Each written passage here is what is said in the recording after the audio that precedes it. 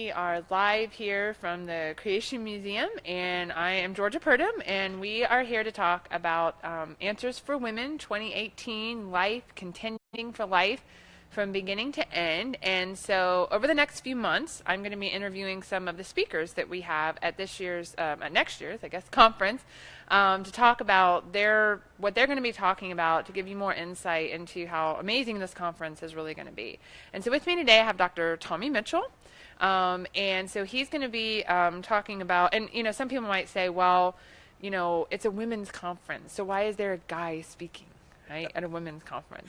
But my reply to that always is, well, I want to try to find the people that have the most expertise in the area that they're going to be speaking on. And sometimes that happens to be men and not just women. And so I think it provides a good diversity for the conference. We have a few male speakers at this one. Well, I've got a wife and 3 daughters, so I'm really good at talking to women. I've learned how to do that over the years. So it's one of my special talents. You have a lot of experience in that area. So why don't you tell us a little bit first about your educational and professional background? Well, I have an undergraduate degree in cell biology from the University of Tennessee at Knoxville. I have a medical degree from Vanderbilt University School of Medicine. I did my residency in internal medicine at Vanderbilt, and I practiced medicine in Tennessee, in my hometown of Gallatin, for 22 years. Okay, so it's just been years. 11 years, almost, Right. Yeah, because it was in November, wasn't it, or something? So I had been here just a few months prior, started a few months prior to when Tommy started. So anyway, I wanted a medical doctor for these particular presentations, because what are you going to be speaking on? Well, I'm going to be talking about the beginning of life, when life begins, and I'm going to be talking about end-of-life issues. Right. So it'll be like, when does life begin? And I think life, the final chapters, is what he's come up with the titles for those. So are these, answering these questions? I mean, I know personally I've had a lot of, people talk to me about these things. It's in the media and the news all the time. And are these things questions that or situations that you had to deal with a lot in your medical practice? Well, obviously, I dealt with these things every day. In my practice, it was really more end-of-life type of issues because I took care of adults. I did a lot of intensive care medicine, and you run into a lot of situations where people are very critically ill and situations where there's not a lot of interventions that are going to help. I mean, there's sometimes that medicine just doesn't have anything else to offer patients. So the end-of-life issues are things that I dealt with a lot. Now, my wife, who's an obstetrician, dealt a lot with the issues of abortion counseling and things like that. Although I did have a number of patients over the years who were in my practice that had abortions, and I did a lot of sort of post-abortion counseling and tried to minister to them. So they're just very important issues in our culture and our society. Right, and I think too, talking about a lot of people, we talk about the beginning of life and the abortion issue, but, and I think sometimes it really eclipses the end of life issues and euthanasia and things like that. And sadly, what we're seeing happening in the U.S. is a lot of laws being passed in states. There are several states in the U.S. now which allow what they call physician-assisted suicide, and people to take their own life, and it be, that's okay. The physician can help do that. And so that's not really, but when I look at that, I always think that's physician-assisted murder. That's not physician-assisted suicide. And the thing is, it's been in the public eye a lot more in the last 10 years or so, but if you look at the medical literature, which obviously I've been exposed to for years, it's been brewing in the medical literature for decades now. It's just really become more of a issue of public discussion in the last few years. But as I travel and speak, because that's one of my main jobs here is to travel and speak at conferences, I get as many questions about end-of-life type of issues as I do about, what do you think about abortion? When does life begin? Right. Because that's really the very public debate, and it should be. Yeah. But when I talk to people and they find out I'm a physician, they just talk to me one-on-one, a lot of those questions are about, well, my grandmother was dying of cancer, or they had this just tragic situation.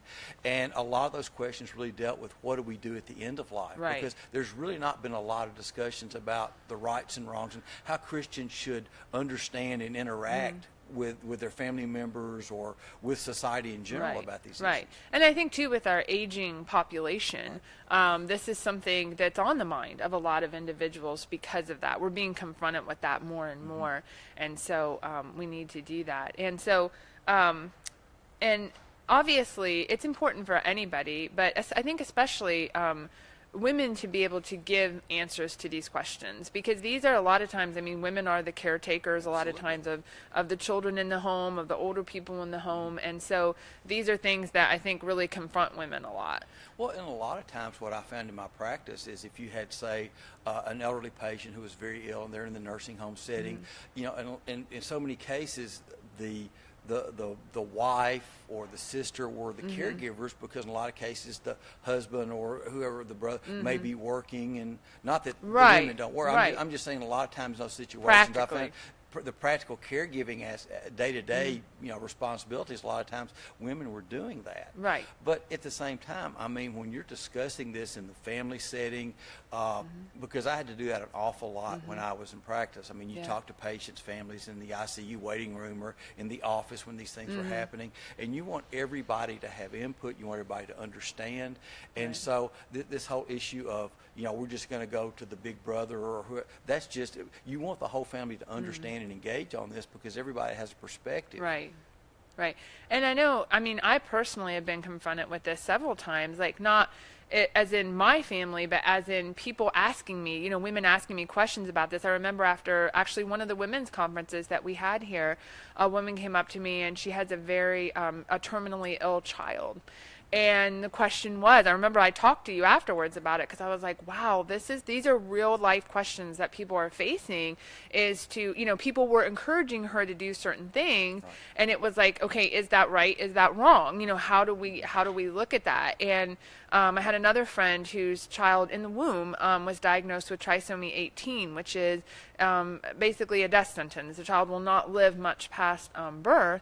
And so they were wanting her to abort the child, you know. So the whole issue of when does life begin, and those kinds of things definitely come around. I know you and I talked to a lady, a friend of mine, who had to make some really hard decisions in her family dealing with her mother-in-law's life. And so these are things that we're being confronted with, and it's not always easy answers. No, they're not.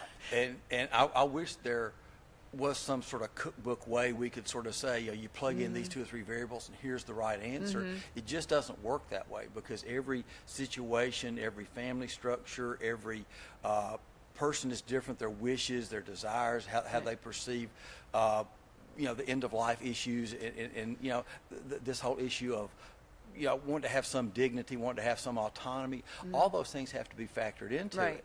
And over the years, as I counsel patients, I had the privilege of taking care of some people for over 20 years, so they were like family to me, and I knew them very well, and they trusted me, and we would talk about these issues as serious illnesses would arise. And even in those situations where, you know, the family, you know, the patient very well, it's still very difficult when it comes time to say, we're going to decide to do this or that. Right. It's one thing to say when you're really not faced with it. It's another thing when the circumstance is upon you. And I think that's an important point. We've got to be thinking through these things before they happen in our lives. We've got to make some decisions. You can't know everything, and it's still dependent sometimes on the situation, but you still need to have good biblical answers, biblically thought through these things, as well as looking at the science and what does, you know, what can science offer us, you know, in these areas as well. Like I said, over the years, you know, taking care of my patients, I was faced with these type of decisions a lot, and we had those discussions, as uncomfortable as they always were. You have those discussions, but not only did I have to deal with those kind of decisions in my professional life, both of my parents passed away with cancer. And over the years, you know, is in a personal circumstance, having to deal with my mother's illness and my father's. When my mother was ill with cancer some years ago, we were faced with, you know, a lot of these end of life. So it wasn't like I was the physician. It was, this is my mother. This is a very personal decision to me. Again, not that my patients weren't. I don't mean it that but way. it's different. But it's different when it's your family.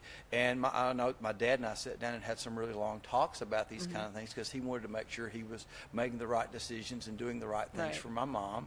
And then when he became ill, he passed away 2 years ago, my sister and I had some of these Right. types of discussions. So it's a very personal sort of issue to me Right. because I've had to deal with this for decades. Right. And so I'm really looking forward to these presentations because I think they're going to really help us. One of the things we always try to do with these conferences is just saturate it in the Word of God. That's where we start. First and foremost, that's where we start. And then we look at what science has to offer, technology, medicine, all those things in light of that worldview and how that we want to, we talk about contending for life from beginning to end and really upholding the value of life human life, because we are made in the image of God. And so I want to discuss some details, and I know that you're going to want to come to this conference because it's just going to be amazing. I'm so excited and to have these kind of conversations so we can learn more about how we're going to be equipped to give answers, because whether we're dealing with it personally or not, someone next to us in the pew is dealing with this, and so, or our neighbor is dealing with this, and we need to be able to be that light to them and help them have answers. So you can go to answersforwomen.org to register, and obviously we're just a couple weeks out from Christmas right now, and I'm sure Tommy has had the fun of trying to find presents and gift giving for lots of women Yes, in his I'm good at life. that. With the daughters and the wife, and so this would make an amazing gift. I know sometimes it's hard to buy for people, maybe for a husband to give his wife, maybe to give your pastor's wife. If you're thinking about a gift for your pastor and his wife, that would be a great gift. Other female relatives that you might have in your life, making a mom-daughter event. There's lots of different ways that you can do that. You can go to answersforwomen.org, like I say, to register. It is April 6th and 7th of 2018. It will be at Florence Baptist Church in Florence, Kentucky, which we used last year, so it's a really great facility there. If you register before February the 1st, that's our early bird special. So you want to register before then. You'll get a discounted price. You'll get free admission to the Ark and the Creation Museum. You get lunch on Saturday, and you get 20% off for family members that want to come to the Ark or the Creation Museum. So it's really going to be a jam-packed 2 days, but some good times for pretty much everybody in your family. And I'm trying to look at my notes. Oh, I know what I was going to say. If you want to follow us on social media, we do have an Instagram account. So, this is all new to me. I did not grow up with social media. Just remember that. So you can go to Answers for Women AIG. Okay, Answers for Women AIG is our Instagram account. And as far as Facebook goes, it's Answers for Women Conference 2018. So if you go to Answers for Women Conference 2018, and we'll probably pin those there so that you can see those and follow us on those. Share that. That's a great way. Word of mouth is by far the biggest factor in getting other people to come and be equipped. So thanks for coming in. He's on vacation, Yeah, and I'm he on came vacation. in today. So you could find out about this, and we look forward to seeing you at the conference.